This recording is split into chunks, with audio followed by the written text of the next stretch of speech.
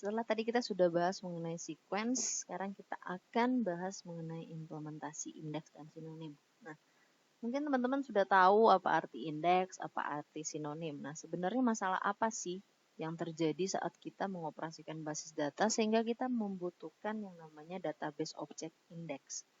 Di materi 16.2 itu sudah sangat jelas ya disampaikan. Jadi secara mudahnya seperti ini. Teman-teman bisa bayangin nggak? Misalkan ke perpustakaan datang terus karena di perpustakaan kita ada 5 lantai ya. Jadi teman-teman saat mau mencari buku misalkan basis data Oracle, tapi teman-teman nggak punya list atau nggak ada web OPEC-nya tuh. Jadi teman-teman nggak bisa nyari dari web, terus teman-teman nggak akan tahu rak-nya dan nomor bukunya nomor berapa.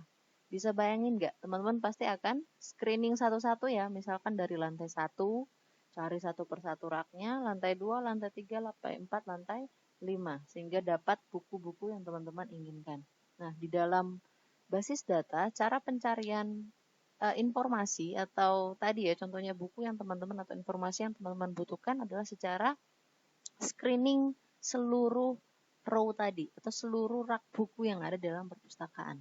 Nah, indeks adalah salah satu solusi yang diberikan di mana teman-teman sudah bisa memberikan label ya atau indeks atau pointer ke dalam rak yang teman-teman ingin highlight atau teman-teman rak yang teman-teman sering gunakan. Nah, mungkin sudah jelas ya pembahasan di 16.2 bagaimana sih saat kita menggunakan indeks atau bagaimana saat kita tidak perlu menggunakan indeks gitu ya. Kolom itu harus mempunyai banyak value atau nilai. Nanti saya akan contohkan. Jadi ini saya sudah punya data nanti sekitaran 18 juta row ya. Kalau teman-teman selama ini mungkin hanya bermain di employees itu hanya 107 row. Nah, saat teman-teman mempunyai data yang jutaan ya, bahkan puluhan juta, teman-teman wajib menggunakan indeks untuk mempercepat proses retrieval informasi. Nah, terus saat menampilkan data dari berbagai macam tabel ya, itu ada where, clause, atau join condition, itu menggunakan indeks sangatlah membantu saat kita menampilkan informasi. Seperti itu. Menggunakan indeks, nah teman-teman bisa baca di sini. Jadi kalau cuma datanya range-nya kecil gitu ya dan tidak sering digunakan, datanya tidak sering diambil, nah itu tidak perlu kita menggunakan indeks. Oke. Selanjutnya kita akan langsung ke implementasi indeks.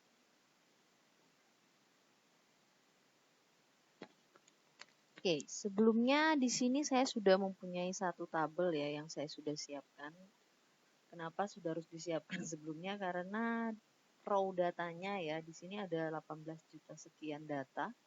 Jadi saat impornya itu membutuhkan waktu yang lumayan lama ya. Karena 10 menitan, jadi saya sudah import langsung. Di sini kita bisa langsung pakai aja tabel coba indeks.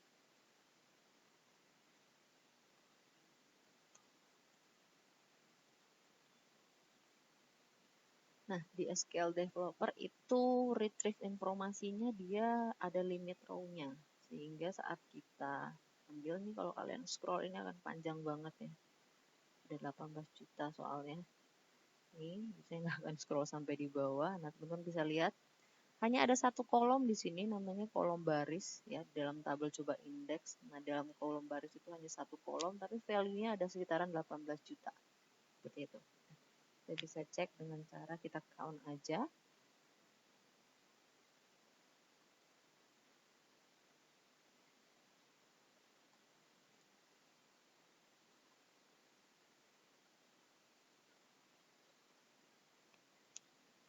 Oke, ada 18.356 sekian.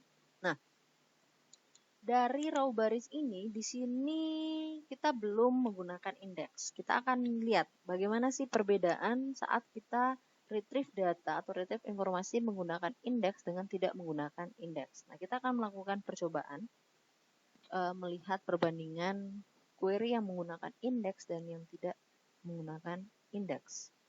Misalkan kita akan select bintang from coba indeks, kita berikan kondisi ya.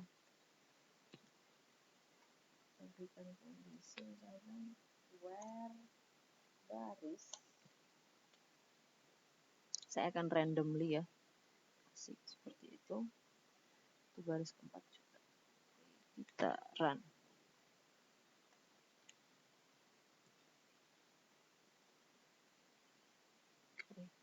Nah, kita cek. Nah, percobaan pertama kita dengan select bintang from coba index where baris di 4 juta sekian. Kita lihat all row fetch, tapi di dalam hanya mengembalikan satu nilai, itu sebanyak berapa? 2,1 second. Kita tulis ya. Percobaan pertama.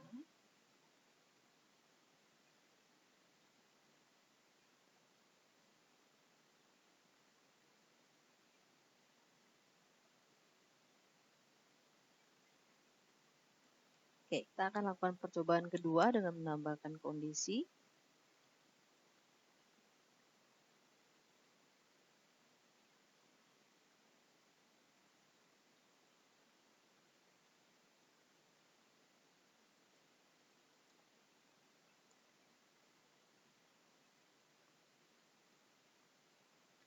Ya, kita akan memberikan kondisi OR ya, jadi ada dua kondisi.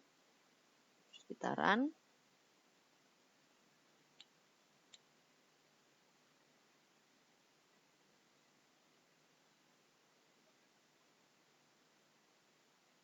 Oke, kita lihat. Kondisi yang kedua, hanya 2 baris square yang muncul, itu percobaannya dengan 6,2 second. Kita tulis dulu.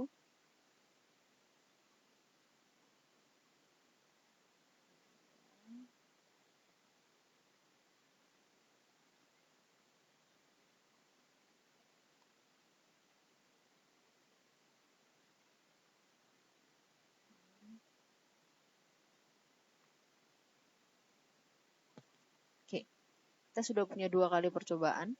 Percobaan pertama dengan satu kondisi ya. Percobaan kedua dengan 2 kondisi. Sekarang kita coba menggunakan indeks. Nah, cara sintaks untuk mengimplementasikan indeks, tadi teman-teman mungkin sudah ada yang ngerjain ya, sudah ada disampaikan. Selanjutnya kita akan coba dengan menggunakan indeks dan retrieve informasi yang sama atau query yang sama. Kita implementasikan indeks dulu. Caranya adalah create index.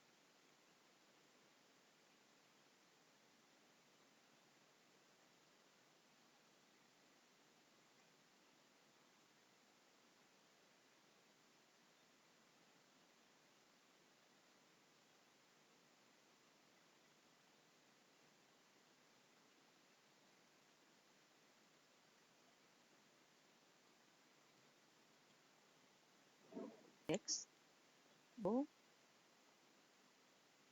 Setelah itu kita akan coba kembali ya. Coba kembali dengan query yang sama saat sudah indeksnya sudah muncul. Oke, indeksnya sudah create. Di sini kalau teman-teman lihat sekitaran 50 second ya. Jadi untuk running sintaks sendiri itu biasanya disesuaikan juga dengan hardware teman-teman. Jadi kalau punya RAM yang lebih besar, terus prosesor yang lebih besar, biasanya untuk komputasinya juga pasti lebih cepat. Nah, selanjutnya kita akan coba run query yang sama ya. Yang tadi ini percobaan 1, ini percobaan 2. Kita akan run percobaan yang 1.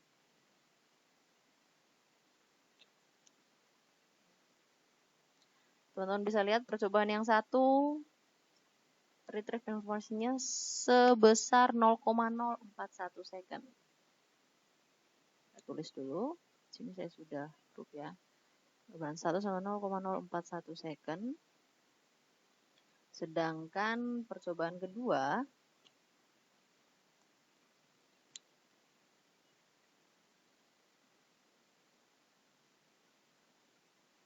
itu sebesar 0,036 second. Oke, nah bisa teman-teman lihat ya. Kalau teman-teman lihat berarti saat tidak menggunakan indeks untuk percobaan 1 itu 2,1 dan saat menggunakan indeks itu 0,04. tidak menggunakan indeks.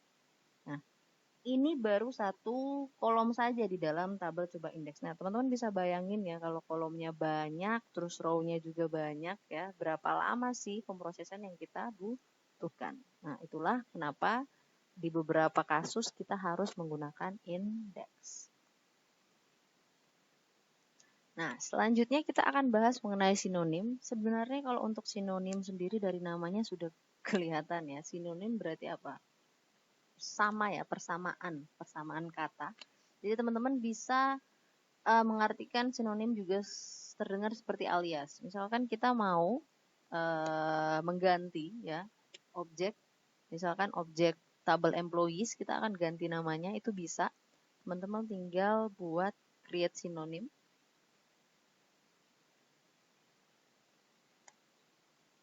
Terus nama objeknya apa yang teman-teman mau gantinya jadi apa. Misalkan saya mau ganti employees jadi TB karyawan.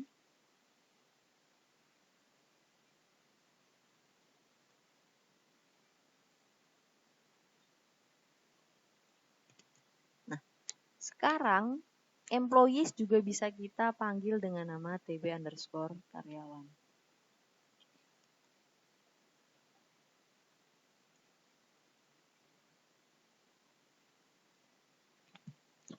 Nah, seperti itu. Apakah employees-nya hilang?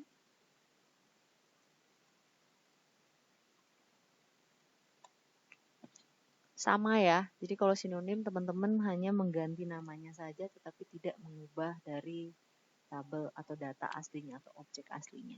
Nah, untuk sinonim sendiri bukan hanya untuk tabel tapi database objek teman-teman bisa menggunakan fungsi atau operasi dari sinonim itu sendiri.